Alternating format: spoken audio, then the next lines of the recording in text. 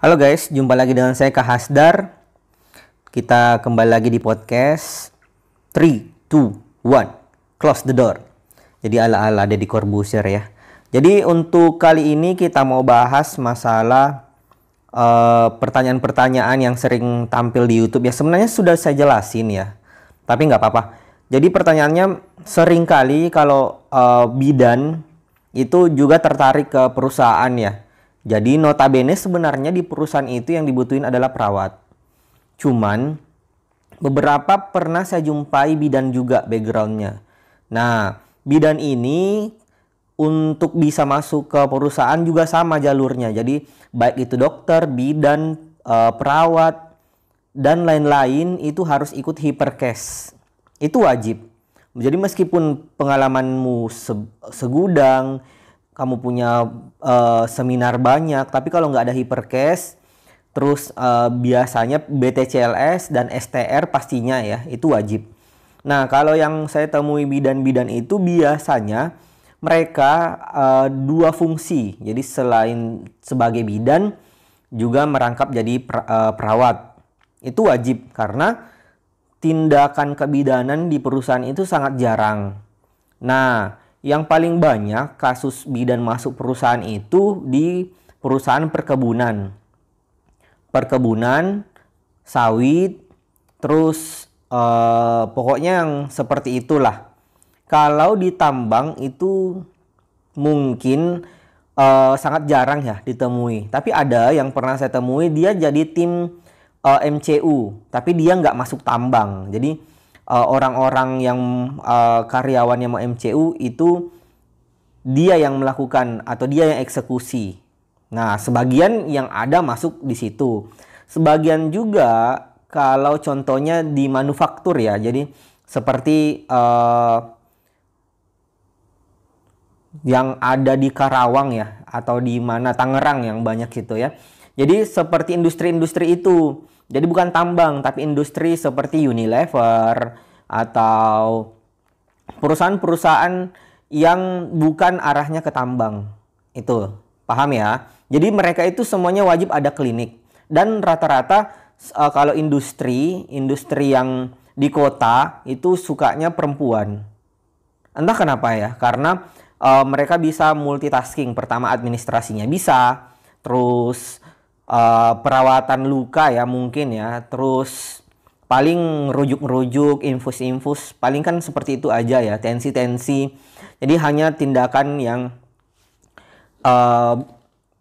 biasa aja ya menurut saya, nggak terlalu emergensi. Karena biasanya kalau di kota industrinya itu kan dekat dengan rumah sakit ya, jadi sisa rujuk. Beda kasus kalau kita itu di tambang. Jadi sebenarnya kita juga punya rujukan ya. Contoh nih, saya waktu di tambang batu bara di Kalimantan, tetap kita punya klinik rujukan, tapi itu setengah jam dari tambang. Dari pos first aid di tengah tambang menuju ke klinik tambang itu setengah jam. Jadi kalau tidak mempunyai skill yang mumpuni untuk mempertahankan pasien kita, itu pasiennya bisa selesai, bisa sekarat, emergensi. Nah, itu maksudnya kenapa rata-rata kalau bidan atau perawat perempuan itu jarang dicari di tambang. Pertama, kita single fighter ya. Kalau tambangnya besar, itu kadang yang dinas ada perawat, ada juga dokter. Tapi kalau tambangnya kecil, itu biasanya cuma perawat. Di tengah hutan, ditaruh di satu pos, jaga malam. Itu kalau perempuan seperti apa jadinya ya. Terus alasan yang kedua kenapa jarang ada rekrutmen perempuan, baik itu perawat atau bidan di tambang.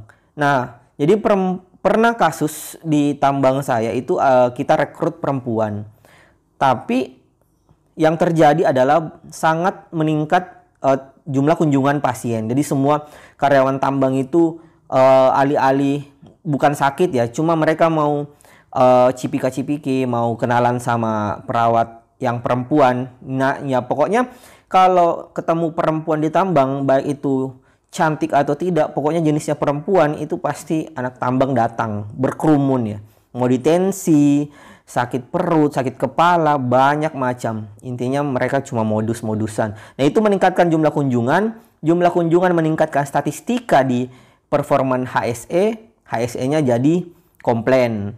Jadi performanya menurun di safety. Nah, itu yang membuat jarang ada locker. Jadi teman-teman jangan merasa terdiskriminasi bahwa kenapa selalu laki-laki yang dibutuhkan di tambang. Apalagi migas. Kalau migas, kliniknya besar. Waktu saya di migas di Papua ya, klinik yang besar itu banyak perempuannya. Sekitaran ada 30% lah yang perempuan. Nah, itu kenapa? Nah, tapi itu pun bukan background bidan ya. Itu backgroundnya perawat. Itu karena mereka juga sudah berpengalaman. Sudah pernah ditambang, lalu loncatnya ke migas.